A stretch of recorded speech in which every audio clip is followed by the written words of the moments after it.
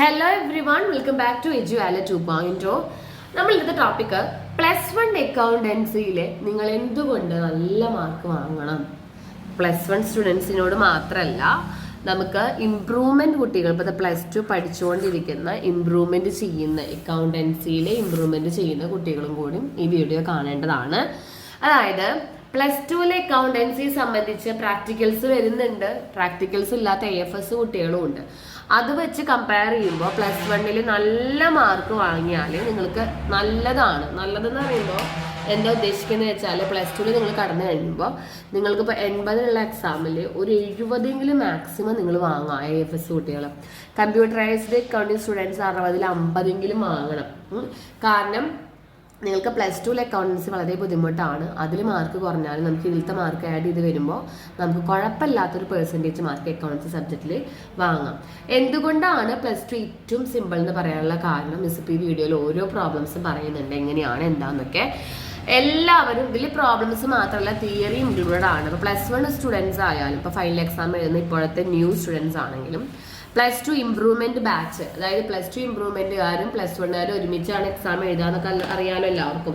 So അത് ഒരുമിച്ച് എഴുതുന്നത് കൊണ്ട് 2 പേർക്കും ഒരേപോലെ ഇമ്പോർട്ടൻസ് ആണ് ഇതിന് കൊടുക്കുന്നത്. 2 പേരും, അതായത് +1ഉം +2ഉം ഒരുമിച്ച് തന്നെ അക്കൗണ്ടൻസിന് നല്ല മാർക്ക് വാങ്ങാനായിട്ട് ശ്രദ്ധിക്കാം. ഇനി +1 നിങ്ങൾ പഠിക്കേണ്ട കുറച്ച് വളരെയധികം ഇമ്പോർട്ടൻ്റ് ആയ കുറച്ച് ടോപ്പിക്സ് ഒക്കെയാണ് പറയുന്നത്. ഇംപ്രൂവ്മെന്റ് ബാച്ച് തുടങ്ങിയിരുന്നു. ക്ലാസ്സുകൾ ചാപ്റ്റർ വൈസ് ക്ലാസ്സും ഒരു PYQ ക്വസ്റ്റിനും കഴിഞ്ഞിരിക്കുകയാണ്. ഇതിൽ കുറച്ച് ഇമ്പോർട്ടൻ്റ് ആയ തിയറി പാർട്ടുകളും കുറച്ച് ഇമ്പോർട്ടൻ്റ് ആയ പ്രോബ്ലംസ് ഒക്കെയാണ് പഠിക്കാനുള്ളൂ. അപ്പോൾ ഇനിയും ആ ഒരു ജോയിൻ ചെയ്യണം, ആ ഒരു ക്ലാസ്സസ് വേണം എന്നുള്ളവരുണ്ടെങ്കിൽ മിസ്സിൻ്റെ പേഴ്സണൽ നമ്പർ ഡിസ്ക്രിപ്ഷനിൽ കൊടുക്കുന്നുണ്ട്. ഒന്ന് ജോയിൻ ചെയ്യണമെങ്കിൽ ഡീറ്റെയിൽസ് ചോദിക്കാം കേട്ടോ. Okay, double column cash book 8 മാർക്കിന് വരുന്ന ഒരു ക്വസ്റ്റ്യൻ, അല്ലെങ്കിൽ 3 ചോദ്യങ്ങൾ 2 എഴുതാൻ പറഞ്ഞിട്ട് നമുക്ക് ചോദിക്കാവുന്ന ഒരു ഷുവർ ക്വസ്റ്റ്യൻ ആണ് double column cash book. Double column cash book എന്ന് പറയുമ്പോൾ ഫോർമാറ്റ് നിങ്ങൾ ആദ്യം അറിയണം. എന്താണ്, 2 സൈഡ് ഉണ്ടാവും, 2 എമൗണ്ട് കോളം, 2 സൈഡിലും 2 എമൗണ്ട് കോളമാണ് ഫസ്റ്റ്. പിന്നെ LFഉം ഒരു റിസീപ്റ്റ് നമ്പർ, LF ഒരു വൗച്ചർ നമ്പർ, ഡേറ്റ്. ഇതാണ് ഇതിന്റെ ഫോർമാറ്റ് വരുന്നത്. ഈ ഫോർമാറ്റ് ആണ് നിങ്ങൾക്ക് ആദ്യം തെറ്റുക. അതായത് 2 എമൗണ്ട് കോളം, ക്യാഷ് റുപ്പീസ് അതുപോലെ തന്നെ ബാങ്ക് റുപ്പീസ്. ഇവിടെയും cash rupees then bank rupees. ഇനി ക്യാഷ് റുപ്പീസും ബാങ്ക് റുപ്പീസും മാത്രമല്ല, പിന്നീട് എന്തുണ്ട്, ഇവിടെ LF ഉണ്ട്, റിസീപ്റ്റ് നമ്പർ, വൗച്ചർ നമ്പർ ആണ് ഇവിടെ വരിക, പർട്ടിക്കുലേഴ്സ്, ഡേറ്റ്. ഇവിടെ റിസീപ്റ്റ് നമ്പറും LFഉം, ഇവിടെ പർട്ടിക്കുലേഴ്സ്, ഡേറ്റ്. ഈ പർട്ടിക്കുലേഴ്സ് എന്ന് പറയുന്ന ഈ ഒരു പോർഷൻ റിസീപ്റ്റ് സൈഡ് ആണ്. എല്ലാ റിസീപ്റ്റുകളും നമ്മൾ ഇവിടെയാണ് എഴുതുക. ഇത് നമ്മുടെ പേയ്മെന്റ് സൈഡ് ആണ്. എല്ലാ പേയ്മെന്റുകളും ഇവിടെയാണ് എഴുതുക. Debit side and credit side ഇത് മസ്റ്റ് ആണ്, ഹെഡിങ് വേണം. ഇത്രയും അറിഞ്ഞു കഴിഞ്ഞാൽ തന്നെ നിങ്ങൾക്ക് ഇതിന്റെ ആൻസർ ഒക്കെ ചെയ്യാൻ സുഖമാണ്. റിസീപ്റ്റ് എന്ന് പറഞ്ഞാൽ നമുക്ക് ക്യാഷ് കിട്ടുന്നത്, ഓൾ റിസീപ്റ്റ്. സെയിൽസ് നമുക്ക് പൈസ കിട്ടുന്നതാണ്. കമ്മീഷൻ അല്ലെങ്കിൽ റിസീവ്ഡ് ഫ്രം എ ഡെപ്റ്റർ, ഒരാളുടെ പേര്, അതൊക്കെ നമ്മളിവിടെ എഴുതി. ക്യാഷിലാണ് എങ്കിൽ ക്യാഷിൽ എമൗണ്ട് എഴുതാം, ബാങ്കിലാണ് എങ്കിൽ ബാങ്കിൽ എമൗണ്ട് എഴുതാം. ബാങ്കിൽ നമുക്ക് എമൗണ്ട് വരാം ചെക്ക് എന്ന് പറയുമ്പോൾ മാത്രം. പേയ്മെന്റ് സൈഡ് എന്ന് പറയുമ്പോൾ മെയിൻ ആയിട്ട് പർച്ചേസ് ചെയ്യുമ്പോൾ നമ്മുടെ കയ്യിൽ നിന്ന് ക്യാഷ് പോയി, എക്സ്പെൻസസുകൾ പ്രൊവൈഡ് ചെയ്യുമ്പോൾ നമ്മുടെ കയ്യിൽ നിന്ന് ക്യാഷ് പോയി. ദെൻ പിന്നീട് നമുക്ക് പോവാ പെയ്ഡ് ചെക്ക് എന്നൊക്കെ പറയും. ചെക്ക് പ്രൊവൈഡ് ചെയ്തു, സാലറി കൊടുത്തു, വേജസ് കൊടുത്തു, ഇലക്ട്രിസിറ്റി കൊടുത്തു, മെഷീനറി വാങ്ങി, അസറ്റ് വാങ്ങി, അപ്പൊ നമ്മുടെ കയ്യിൽ നിന്ന് ക്യാഷ് പോയി. ഇനി ഇതിൽ വരുന്ന 2 എൻട്രി കോൺട്രാ എൻട്രികളാണ്. കോൺട്രാ എൻട്രികൾ എന്ന് പറയുമ്പോൾ ഡെപ്പോസിറ്റഡ് ഇൻ ടു ബാങ്കും അതുപോലെ തന്നെ withdraw from bank for office use. ഈ 2 ആസ്പെക്റ്റുകളാണ് നമുക്ക് കോൺട്രാ എൻട്രി ആയിട്ട് വരുന്നത്. ഡെപ്പോസിറ്റ് ചെയ്യുമ്പോൾ ഡെബിറ്റ് സൈഡിൽ വന്ന് ക്യാഷ് എന്ന് പറഞ്ഞ് എഴുതി ബാങ്കിൽ എമൗണ്ട് എഴുതാം. അപ്പൊ തന്നെ ഓപ്പോസിറ്റ് സൈഡിൽ ബാങ്ക് എന്ന് പറഞ്ഞ് ക്യാഷിൽ എമൗണ്ട് എഴുതാം. വിഡ്രോവൽ നടത്തി കഴിഞ്ഞാൽ ബാങ്ക് എന്ന് പറഞ്ഞ് ദെൻ പിന്നീട് ക്യാഷ് എന്ന് പറഞ്ഞ് ബാങ്കിൽ എമൗണ്ട് എഴുതും. ഈ ഒരു ഓപ്പോസിറ്റ് എൻട്രി മാത്രമേ നമുക്കൊരു ബുദ്ധിമുട്ട് വരുള്ളൂ. കോൺട്രാ എൻട്രികളാണെങ്കിൽ സീൻ നമ്മൾ LFന്റെ ഉള്ളിൽ ഇട്ട് കൊടുക്കാം. ഇത്രയും കാര്യങ്ങൾ ശ്രദ്ധിക്കുക കേട്ടോ. ഇനി നെക്സ്റ്റ് നിങ്ങൾ പഠിക്കേണ്ടത് പെട്ടി ക്യാഷ് ബുക്ക് ആണ്. പെട്ടി ക്യാഷ് ബുക്ക് എന്ന് പറയുമ്പോൾ അത്യാവശ്യം കുറച്ച് കുഴപ്പമില്ലാത്ത ടോപ്പിക്കുകളാണ്.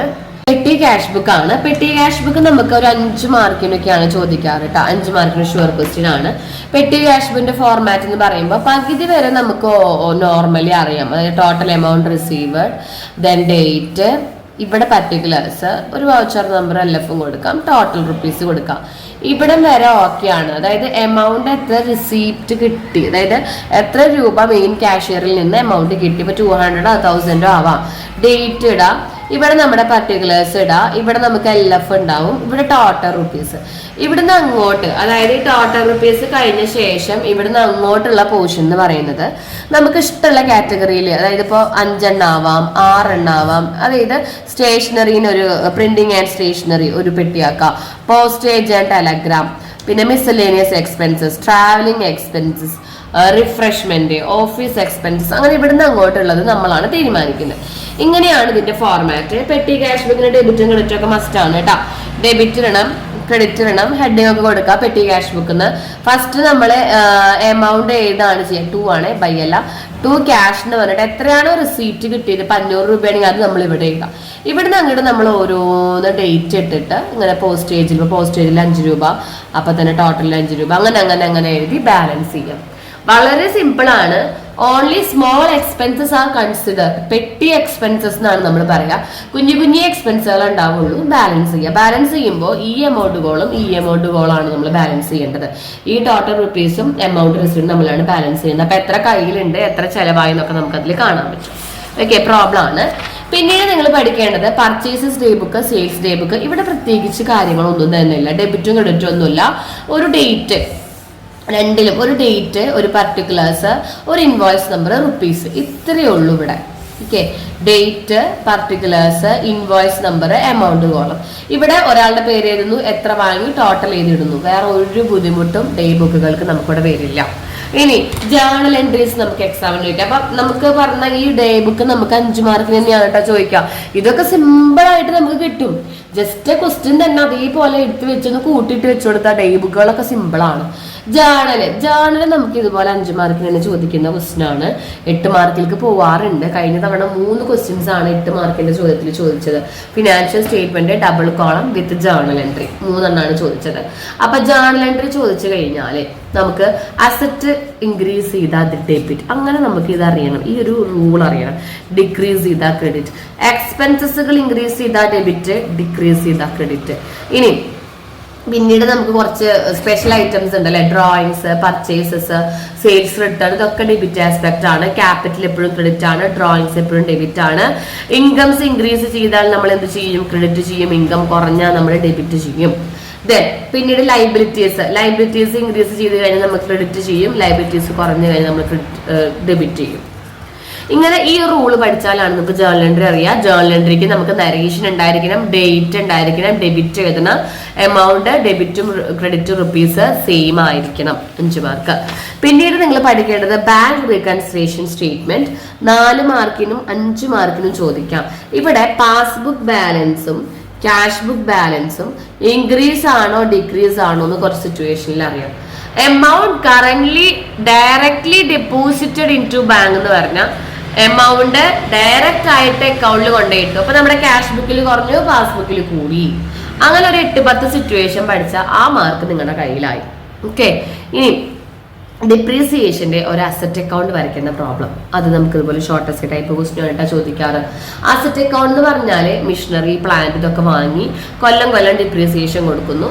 ഡിപ്രീസിയേഷൻ നമ്മൾക്ക് ഒന്നെങ്കിൽ റിട്ടേൺ ഡൗൺ വാല്യൂ മെത്തേഡ് ആവാം, സ്ട്രേറ്റ് ലൈൻ മെത്തേഡ് ആവാം. സ്ട്രേറ്റ് ലൈൻ മെത്തേഡ് ഒറിജിനൽ കോസ്റ്റ്യൂമിലാണ് കാണാം, സെയിം എമൗണ്ട് തന്നെയാണ് കൊടുക്കുക. റിട്ടേൺ ഡൗൺ വാല്യൂ മെത്തേഡ് നമ്മൾ ബാലൻസിങ് ഫിഗറുമ്മലാണ് കാണുക. ഇയർലി ഡിഫറെന്റ് ആയിരിക്കും ഈ ഒരു amount. Straight line method yearly different അല്ല, ബാലൻസ് ചെയ്യാം.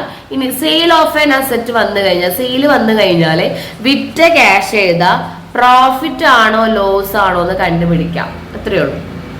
എന്നിട്ട് ആ ബാലൻസ് ചെയ്ത് വെച്ചാൽ ആ ഒരു ഡിപ്രീസിയേഷന്റെ ആ ഒരു പ്രോബ്ലം ഓക്കെ ആയി. ഇതൊക്കെ ഷുവർ ക്വസ്റ്റ്യൻ ആണ്. ഇതെല്ലാം നിങ്ങൾ പഠിക്കേണ്ടതാണ് പ്രോബ്ലംസ്. പിന്നെ financial statement with adjustment. Financial statement നമ്മൾ ഇങ്ങനെ പറഞ്ഞിട്ട് കാര്യമില്ല. അതായത് ഒരു ട്രേഡിംഗ് ആൻഡ് P&L അക്കൗണ്ടും ബാലൻസ് ഷീറ്റും വിത്ത് അഡ്ജസ്റ്റ്മെന്റ്. അഡ്ജസ്റ്റ്മെന്റുകൾ നിങ്ങൾ പഠിക്കേണ്ടത് ക്ലോസിംഗ് സ്റ്റോക്ക്, എല്ലാ അഡ്ജസ്റ്റ്മെന്റുകളും 2 അക്കൗണ്ടിൽ എഴുതണം. ട്രേഡിംഗ് ആൻഡ് P&L എഴുതണം, ബാലൻസ് ഷീറ്റിൽ എഴുതണം. Closing stock, outstanding, prepaid expenses, depreciation, ഒരു ബാഡ് ഡെപ്റ്റ് വിത്ത് ഫർദർ ബാഡ് ഡെപ്റ്റ്, അതുപോലെ പ്രൊവിഷൻ. ഇതാണ് നമുക്ക് വരിക. ഇൻട്രസ്റ്റ് അക്രൂഡ് ഒക്കെ നമുക്ക് ചാൻസസ് കുറവാണ്. ഒരു 4-5 അഡ്ജസ്റ്റ്മെന്റ് തന്നുള്ള 8 മാർക്കിന്റെ ക്വസ്റ്റ്യൻ. ഇതിനോട് കറസ്പോണ്ടിങ് ആയിട്ട് ഇതിന്റെ ജേർണൽ എൻട്രീസ് പഠിക്കാം. അതായത് അഡ്ജസ്റ്റ്മെന്റ് ജേർണൽ എൻട്രീസ്. ഇപ്പൊ ഔട്ട്സ്റ്റാൻഡിങ് ആണ് എങ്കിൽ ഔട്ട്സ്റ്റാൻഡിങ് എക്സ്പെൻസസ് തന്നിട്ടുണ്ട് എങ്കിൽ നമുക്ക് അതിന്റെ ജേർണൽ എൻട്രി വരാം. Expenses account debt to outstanding expenses. ഇത് ഇങ്ങനെ എക്സ്പെൻസസ് എന്നല്ല നമുക്ക് വരാം. ഇപ്പൊ സാലറി ഔട്ട്സ്റ്റാൻഡിങ് ആണ് എങ്കിൽ നമ്മൾ എന്താ എൻട്രി വരാം? Salary account debt to outstanding salary. ഇങ്ങനെ എഴുതാം, എമൗണ്ട് എഴുതാം. 4 എണ്ണം ഉണ്ടെങ്കിൽ 4 മാർക്കിന്റെ ചോദ്യമാണ്, തിയറി ചോദ്യം പോലെ. ജേർണൽ എൻട്രീസ് പഠിക്കണം. ഔട്ട്സ്റ്റാൻഡിങ്ങിന്റെ, പ്രീപെയ്ഡിങ്ങിന്റെ, ഡിപ്രീസിയേഷന്റെ, ബാഡ് ഡെപ്റ്റിന്റെ, പ്രൊവിഷന്റെ, അതുപോലെ ഇൻട്രസ്റ്റ് ഓൺ ക്യാപിറ്റൽ, അതിന്റെ ഒക്കെ അഡ്ജസ്റ്റ്മെന്റ് ജേർണൽ എൻട്രീസ് അറിഞ്ഞിരിക്കുക കേട്ടോ. Then equations. ഈ ഇക്വേഷൻസ് എന്ന് പറയുമ്പോൾ അസറ്റ് ഇക്വേഷന്റെ ഒരു പ്രോബ്ലം ഉണ്ട്. Asset equal to capital plus liabilities. ഈ പ്രോബ്ലം പഠിക്കണം. 4 മാർക്കിലൊക്കെ, ചിലപ്പോൾ 3 മാർക്കിലൊക്കെ 2 ട്രാൻസ്ലേഷനൊക്കെ തരുള്ളൂ. രണ്ടാമത്തത് GP/NP, അതായത് gross profit, net profit, cost of goods sold, operating profit, EBIT. Operating പ്രോഫിറ്റിന്റെ വേറൊരു പേരാണ് EBIT. Earning before interest and tax. ഇതിന്റെ ഒക്കെ ഇക്വേഷൻസ് പഠിച്ചിരിക്കാം.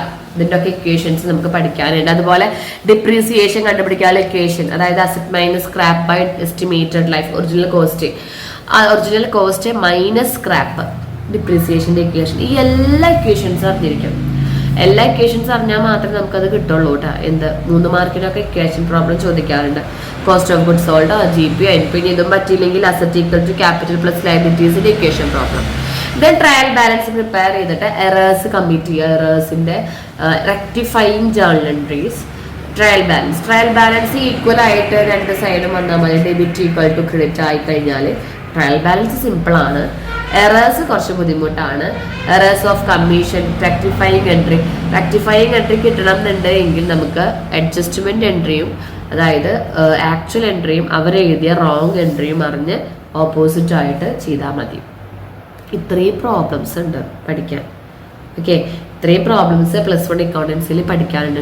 ഇതൊക്കെ പഠിക്കണം, എല്ലാം പഠിക്കണം. ഇപ്പം ഈ പറഞ്ഞ എല്ലാം ഷുവറാണ്. ഇനി വളരെ ഇമ്പോർട്ടൻ്റ് ആയ കുറച്ച് തിയറി എന്ന് വെച്ചാൽ ജേർണലും ലെഡ്ജറും തമ്മിലുള്ള ഡിഫറൻസും, റിസർവും പ്രൊവിഷനും തമ്മിലുള്ള ഡിഫറൻസും, അതുപോലെ തന്നെ സ്ട്രെയിറ്റ് ലൈൻ മെത്തേഡും ആൻഡ് റിട്ടേൺ ഡൗൺ വാല്യൂ മെത്തേഡും തമ്മിലുള്ള ഡിഫറൻസ്, കുറച്ച് 2ാം പാഠത്തിലെ പ്രിൻസിപ്പിൾസ്. 2nd ചാപ്റ്ററിൽ GSTയുടെ പോർഷൻ ഉണ്ട്. 3rd ചാപ്റ്ററിൽ ഒരു ജേർണൽ എൻട്രി ഉണ്ട്. ആ GST അതുപോലെ തന്നെ കുറച്ച് അസംഷൻസ് 2nd ചാപ്റ്റർ കേട്ടോ. 2nd ചാപ്റ്ററിലെ assumptions going concern, prudence, materiality, conservatism, money measurement, അങ്ങനെ തുടങ്ങുന്ന കുറച്ച് തിയറീസ് പഠിക്കാം.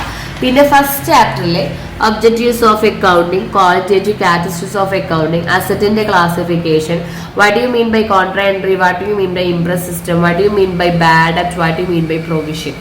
ഇതൊക്കെ നമുക്ക് 2 മാർക്ക് 3 മാർക്കിനൊക്കെ ചോദിക്കും. ഒബ്ജക്റ്റീവ്സ് ഓഫ് അക്കൗണ്ടിങ്ങും ക്വാളിറ്റേറ്റീവ് ക്യാരക്ടറിസ്റ്റിക്സ് ഒക്കെ ഷുവർ റിപ്പീറ്റഡ് ക്വസ്റ്റ്യൻസ് ആണ്. നല്ല പോലെ റിപ്പീറ്റഡ് ആയിട്ടുള്ള ക്വസ്റ്റ്യൻസ് ആണ്. ഓക്കെ, ഇത്രയും പഠിച്ചു കഴിഞ്ഞാൽ നിങ്ങൾക്ക് എന്തായാലും നല്ല മാർക്ക്, അതായത് മേ ബി ഫുള്ള് കിട്ടാം. അത് ഏറ്റവും എളുപ്പമാണ് ഇതൊക്കെ കേട്ടോ. ഇതൊക്കെ എളുപ്പമായത് കൊണ്ടാണ് ഇതൊക്കെ ഇങ്ങനെ പറഞ്ഞു പോയത്. നിങ്ങൾ എന്തായാലും ചെയ്യുക. അതായത് +1 ഇംപ്രൂവ്മെന്റിൽ മാക്സിമം മാർക്ക് വാങ്ങിയാൽ നിങ്ങൾക്ക് +2 മാർക്കോടും കൂടിയിട്ട് നോക്കുമ്പോൾ അത്യാവശ്യം കുഴപ്പമില്ലാത്ത മാർക്ക് കിട്ടും. ഓക്കെ എവ്രിവൺ, വീഡിയോ ഹെൽപ്ഫുൾ ആയെന്ന് വിചാരിക്കുന്നു. ഹെൽപ്ഫുൾ ആയെങ്കിൽ നിങ്ങൾ ഫ്രണ്ട്സിനൊക്കെ അയച്ചു കൊടുക്കുക, ഷെയർ ചെയ്യാം കേട്ടോ. Okay, thank you.